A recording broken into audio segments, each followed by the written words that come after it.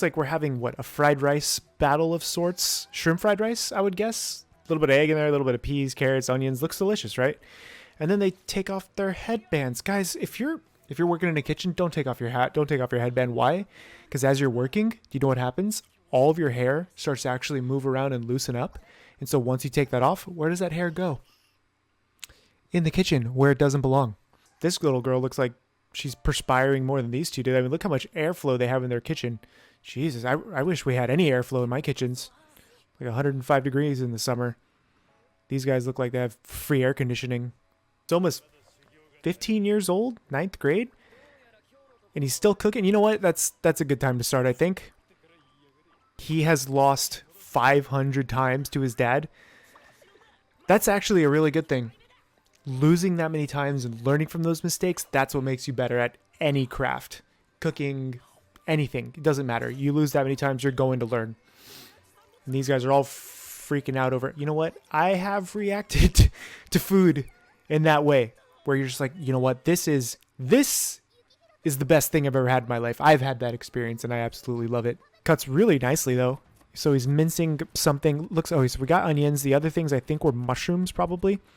It looked like garlic was on there too. He didn't mention that earlier. And a little bit of rosemary on the table as well. So he steamed the potatoes. He's sauteing garlic, possibly. Garlic and mushrooms and onions. I'm assuming he sauteed all that together because that would be delicious, right? Now he's mashing the steamed potatoes.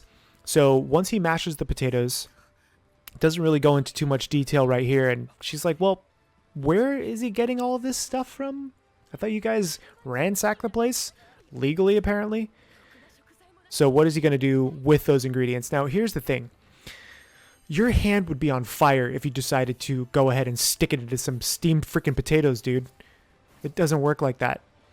And he trusses the potatoes with the bacon, with the rosemary, and bakes it. Now, he didn't use a wire rack, and we're going to talk about that.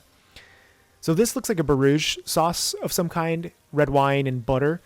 I'm assuming that's what it is, where you reduce red wine, you turn it off while it's still really hot, but with no heat.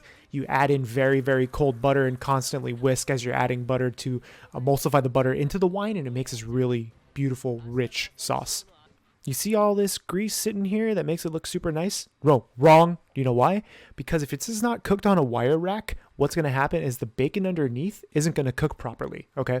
You're going to have two different temperatured areas, okay? The stuff on the bottom isn't going to cook right because there's no airflow and there's no heat going to that to make it crispy. If you just put bacon in a pan, you're more than likely going to have soggy bacon from all of the amounts of grease. So if you do this, what you're going to want to do is take a wire rack. Take the wire rack, put it down onto a sheet tray, put a little bit of oil onto the wire rack, then place your gotcha pork roast onto that. So that way you get proper airflow. Okay, what else? Makes it crispy on the outside. And here's the other thing. See all of the umami that he's talking about? That's all well and good. However, if you have that much moisture going into those potatoes, you're going to make them mushy, okay? If you decide to bake this, there is one thing that I had done to help out that process. You use panko. Panko is a crispy breadcrumb, and it allows you to absorb some of that moisture back in while retaining it in the product. So that way, if you're trying to make this and you throw in a little bit of panko, what's going to happen is that it's going to absorb all the moisture, absorb all the flavor, and then you'll be able to actually cut it. My gotcha pork roast also had 1 egg in it to help bind it. So then we have the sauce: sweet sake, soy sauce, red wine, and butter. That's how we made his Barouge. A little bit different than I'm used to, but still really good. Crispy on the outside, juicy on the inside. All of those little layers and stuff, yeah, that's going to break apart, bro. Right when you cut that thing.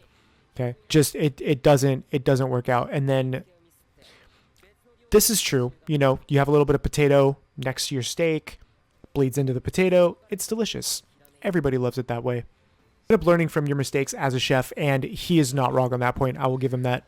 And then it goes through, you know, everybody having a very religious experience.